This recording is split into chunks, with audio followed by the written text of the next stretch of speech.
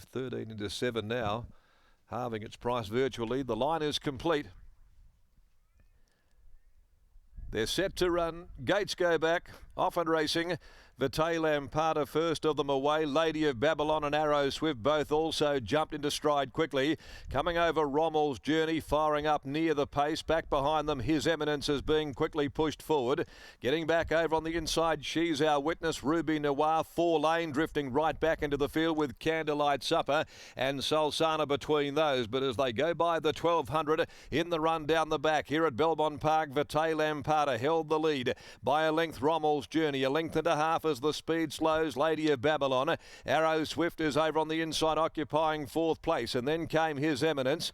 Over on the inside, She's Our Witness. More than a length then, Ruby Noir from Candlelight Supper, 4 lane, and Sulsana still brings up the tail end of the field.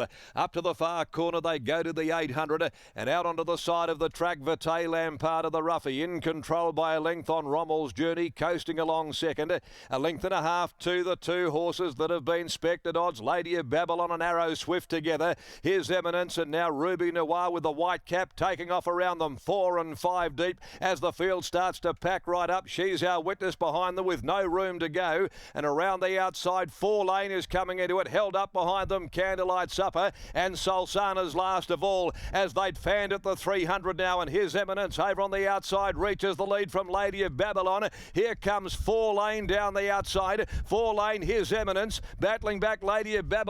Candlelight Supper's coming right through the middle though. It's Candlelight Supper storming up, grabbing the lead and sprinting away from them. Candlelight Supper has scored from His Eminence. Tight for third between on the rails Rommel's Journey or Lady of Babylon. Deeper out Sulsana from last. In behind them She's Our Witness.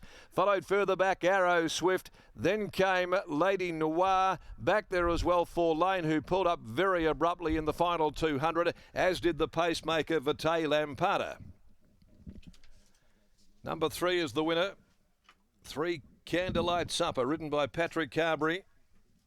Needed the field to fan there aboard this mare. He was back behind a wall of horses coming to the 300 metre mark, Carberry, and needed to pogo stick over the top or the field fan, and that it certainly did. And once the gap came, well, Candlelight Supper, the verdigris mare, shot through the opening, and she finished up clearing out to win by a concise margin at the finish. Number 3, Candlelight Supper for the Alan Matthews stable. Saluting here, posting her second victory from just the 7 career runs, a 4-year-old now.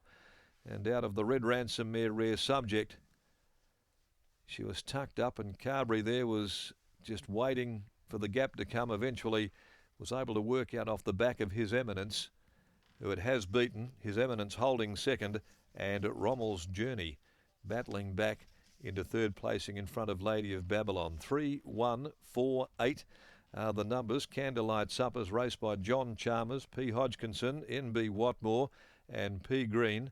Patrick Carberry aboard the winner. His Eminence, a Blackfriars gelding from Bonnie Bonnie. Troy Turner for the Colin Webster stable, and Rommel's Journey by Rommel from Albellejeune, Neville Parnham and Brad Parnham.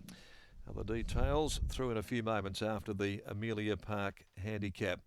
She's Our Witness didn't seem to get much luck behind them, was searching for the way clear, trying to build a bit of momentum, but just couldn't find an opening, and wasn't that far off them. 4 lane peaked on its effort. Sulsana finished off the race okay after being back there virtually last all the way.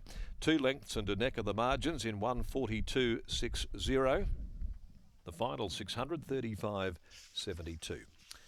As the place getters return after the running of race number 3, we go to the 4th, the Byron Bay Premium Lager Handicap. This is over 1,000 metres, the next event, and the scratchings 10 and 11. They'll go at 2 after 3.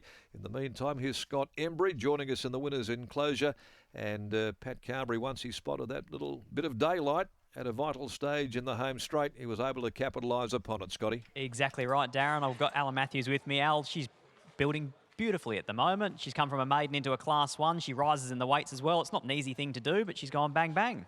Yeah, no, it's sort of, as you say, you can get through that maiden and then you wonder where you're going to go next. But no, she was impressive. Like last start was a heavier track, which she appears to like, and plenty of pace, and she lobbed the box seat. We just thought from 10 today, it was going to be a sticky barrier without going backwards, and she gave them a good head start and she's beat them. So, yeah, let's just hope she can keep going on with it. Always nice to see when horses are building and getting better with each and every run, and she certainly seems like the more experience she gets, the better she's going. Yeah, definitely. That's her, and you know, she's always been a bit, you know, a bit immature and a bit green, but you know, her 2 wins have been really impressive. So yeah, let's just hope it can go on from here. I remember you were talking to Brittany after her maiden victory, suggesting that she'd probably be looking for further as well. Will you look for something over a 2,000? Eventually, you know, obviously the go would probably be to try and get to a Saturday mile and see where we go from there. But no, you know, good effort, and just hopefully, as you say, can keep building on it. What about something a little bit different? Nikita Barber trained her first winner here a couple of weeks ago. She does a lot of work with you. I'm sure you would have been proud of her efforts. Yeah, definitely. Nikita's a hard worker. You know, she's always ridden a lot of track work for Harveys and those, and you know, definitely wants to be a trainer. And yeah, good to see her that, you know, get a better class of horse and what they can do with them. Congratulations, well done. Thank you. There's Al Matthews. Here's Paddy Carberry with Michael Heaton.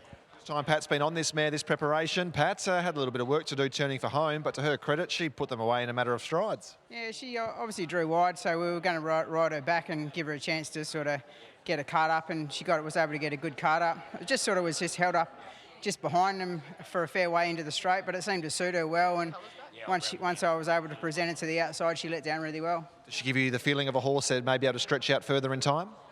Possibly. Probably that distance might sort of see her out at this stage of the game, but look, I'd ridden her a fair bit early in her work, and when I was away on holidays, she started her campaign, so Troy kept the ride, but lucky enough he had another ride today and I was able to get back on her. What can you tell us about Simon Miller's debutante in the next Rupert's Empire? He's shown us a fair amount of ability. He's a bit of a goldfish. He sort of concentrates for about 2 seconds and yeah, goes off wandering wherever. I'm not sure where he gets wandering, but hopefully the more a ride he does, you know, should give him a good chance. But if he does things wrong, it'll probably, you know, detract from his finish. But he's doing a bit tricky, but hopefully we can get a good run. And if he has half his mind on the job, hopefully it'll go well. Well done on the win here. Cheers, mate. He's teaming up with Candlelight Supper, who goes back-to-back, a maiden into a Class 1, and the numbers are 3, 1, 4 and 8 after the third at Belmont Park.